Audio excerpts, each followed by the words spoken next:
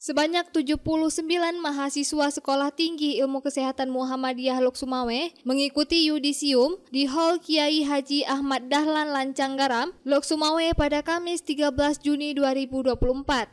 Dari 79 mahasiswa yang diyudisium, 41 diantaranya dinyatakan lulus dengan predikat cum laude.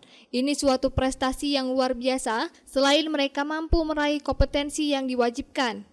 Ketua Stikes Muhammadiyah Lok Sumawe, Mursal kepada Puja TV mengatakan, lulusan profesi nurse Stikes Muhammadiyah Lok Sumawe tahun ini menorehkan prestasi di mana 80% lulusan profesi nurse telah lulus uji kompetensi yang dilaksanakan oleh Komite Nasional Uji Kompetensi Mahasiswa Bidang Kesehatan.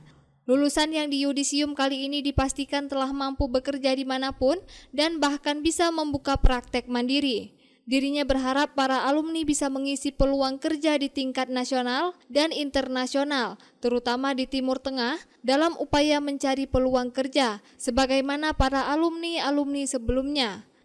Jadi hari ini kita melakukan yudisium untuk mahasiswa prodi NAS dan juga sarjana keperawatan.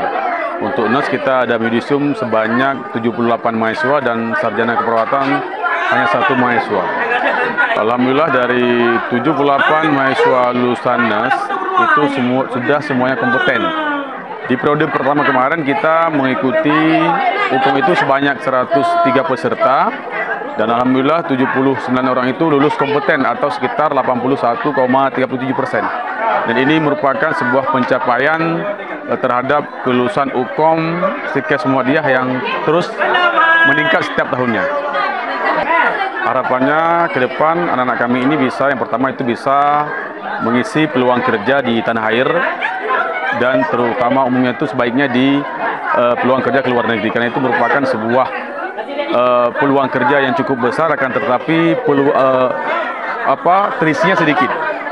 Dan itu pengalaman tahun sebelumnya itu berdasarkan data BP2MI itu hanya sekitar 9% yang terisi. Terus untuk kampus sendiri harapannya kita untuk tahun akan datang kita akan melakukan pengembangan termasuk menyiapkan sarana dan prasarana untuk melakukan perubahan bentuk perguruan tinggi dari Stikes menjadi institut. Dari Lok Sumawe, Denny Muhtadi melaporkan untuk Puja TV Aceh.